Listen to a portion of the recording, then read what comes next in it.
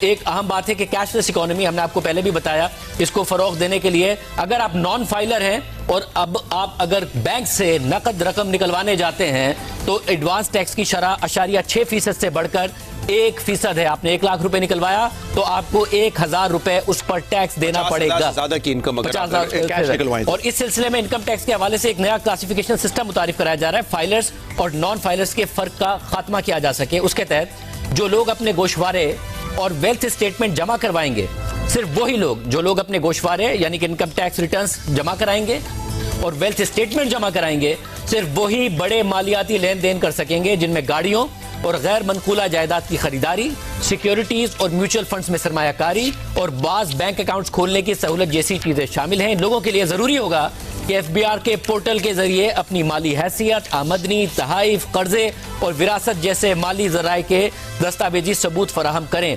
कारोबारों के लिए यह है कि जो गैर रजिस्टर्ड कारोबार होंगे उनके खिलाफ सख्त सजाओं को मजीद बढ़ाने की तजवीज़ है।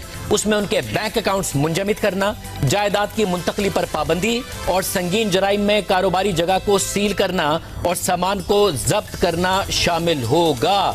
ये इसके अलावा जो जो ट्रैक एंड ट्रेस सिस्टम में ऐसी जो अशिया होती हैं जिनके ऊपर ओरिजिनल टैक्स स्टैंप नहीं होगा, उनको भी उनकी स्मगलिंग को रोकना और उनको जब्त करने के हवाले से भी कार्रवाइयाँ की जाएंगी।